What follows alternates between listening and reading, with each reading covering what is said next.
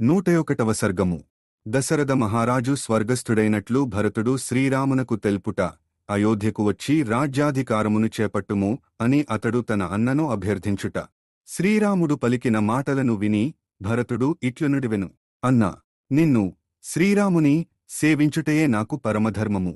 దానికి దూరమైనప్పుడు నాకు ఇతర రాజధర్మములతో పని ఏమి? ఓ నరోత్తమా, రాజా, కుమారులలో అన్నదమ్ములలో పెద్దవాడు ఉండగా కనిష్ఠుడు చిన్నవాడు రాజు కాజాలడు. ఇదియే మన వంశమున పరంపరగా వచ్చిచున్న స్థిరమైన ధర్మము. ఓ రఘునందన, జ్యేష్ఠపుత్రుడవైనట్టి నీవు సర్వసంపదలతో విలసిల్లుచున్న అయోధ్యకు నాతో గూడరమ్ము. మన వంశ ప్రతిష్టకై వంశక్షేమమునకై కోసలరాజ్యమునకు పట్టాభిషిక్తుడవు కమ్ము. సామాన్యజనులు రాజును మానవమాతృనిగా భావింతురు.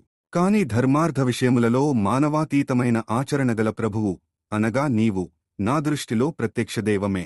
మన తండ్రి దశరథ మహారాజు అశ్వమేధాది యజ్ఞములను ఆచరించినవాడు, సత్పురుషుల గౌరవాదరములను పొందినవాడు, పూజ్యుడు. అట్టి ప్రభువు నేను కేకయరాజ్యమున నా మాతామహుని ఇంటనుండగా నీవు అరణ్యములకు చేరిన పిమ్మట స్వర్గస్థుడాయను. సీతాదేవితో లక్ష్మణునితో గూడి నీవు అయోధ్యను వీడి వనములకు బయలుదేరగానే మహారాజు దుఃఖాతిరేకమునకు తట్టుకొనలేక పరలోకగతుడాయను.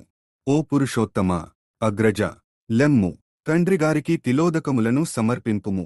నేనును శత్రుఘ్నుడును ఇంతకుముందే పితృతర్పణములను కావించియుంటిమి.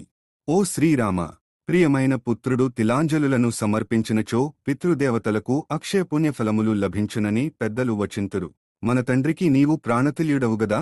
మన తండ్రి నీ ఎడబాటు కారణముగా నిన్ను గురించి శోకసంతప్తుడాయను.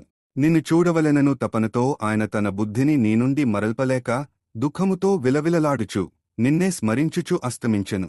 వాల్మీకి మహర్షి విరచితమై ఆదికావ్యమైన శ్రీమద్ రామాయణమునందలి అయోధ్యాకాండమునందు 101వ సర్గము సమాప్తము.